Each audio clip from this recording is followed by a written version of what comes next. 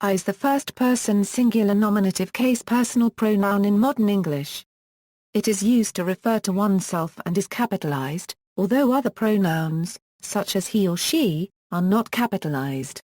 In Australian English, British English and Irish English, me can refer to someone's possessions. Etymology. English I originates from Old English ic. Its predecessor ic had in turn originated from the continuation of Proto-Germanic ic and ek. Ek was attested in the elder Futhic inscriptions. Linguists assume ik to have developed from the unstressed variant of ek. Variants of ik were used in various English dialects up until the 1600s.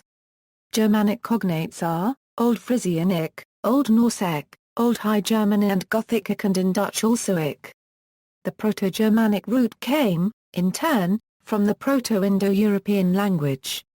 The reconstructed PIE pronoun is ega, ega cubed m, with cognates including Sanskrit am, Hittite uk, Latin ego, Greek a 1/4 I cubed I ega, and Old Slavonic aznsh, alvi revidario homo squared. The oblique forms are formed from a stem e, the plural from we, the oblique plural from ns. Capitalization. There is no known record of a definitive explanation from around the early period of this capitalization practice. It is likely that the capitalization was prompted and spread as a result of one or more of the following: changes specifically in the pronunciation of letters, other linguistic considerations, problems with legibility of the minuscule I, sociolinguistic factors. Other considerations include, capitalization was already employed with pronouns in other languages at that time. It was used to denote respect of the addresser or position of the addressed. There is also the possibility that the first instances of capitalization may have been happenstance. Either through chance or a sense of correctness, in the practice or the delivery, the capitalization may have spread. There are failings of many of these explanations based on other words, but there is the possibility that the factors or factor that prompted and/or spread this change may not have been applied to all similar words or instances. Me is a subject pronoun. According to traditional grammar, the objective case appears only as the direct object of a verb, the indirect object of a verb, or the object of a proposition. But there are examples which meet with varying degree of acceptance which violate this rule. There are exceptions which appear with several pronouns, it is me, as well as it is usher them. Me and Bob are. This can be contrasted with the use of the subjective case as the object into Bob and I, as me and than him. These exceptions have their own exception, the objective case whom is never so used. There are idiosyncratic uses restricted to the first-person singular pronoun, woe is me, dear me too and me neither.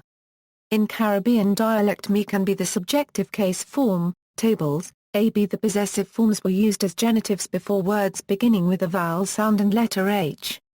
Otherwise, my, and thy are attributive and mine, and thine are predicative. AB from the early modern English period up until the 17th century, his was the possessive of the third-person neuter it as well as of the third-person masculine he.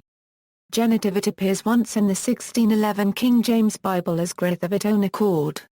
See also, English grammar, English personal pronouns, grammar, personal pronouns, pronouns, self, references. Etymology of Etymology.com. Douglas Harper, N.D. Web December 12, 2010.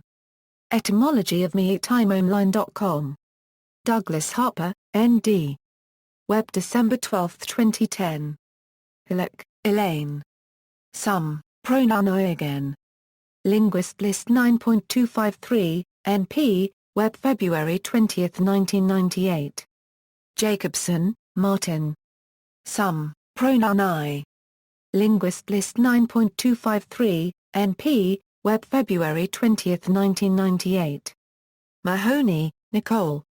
Language Change NSF.gov NPA July 12, 2008. Web December 21, 2010, Wells, Edward. Further elucidation on the capitalization of I in English Lingforum.com. NP, Web December 25, 2010. Further reading, Howe, Stephen. The Personal Pronouns in the Germanic Languages, A study of personal pronoun morphology and change in the Germanic languages from the first records to the present day. Studia Linguistica Germanica 43. Walter de Guita. ISBN A3-11-014636-3. Gainesford, M. de, I. The Meaning of the First Person Term, Oxford, Oxford University Press, ISBN A0-19-928782-1A. Wales, Katie. Personal Pronouns in Present-Day English. Studies in English Language. Cambridge University Press. ISBN A0-521-47102-8. Wren and Martin English Grammar Book for High Schoolers. External links, video, Saul Crick, The First Person, January 2006. An Analytic Philosophical Perspective. 70 minutes, hosted by Google Video. Crick is sick with bronchitis and doesn't always speak into the microphone.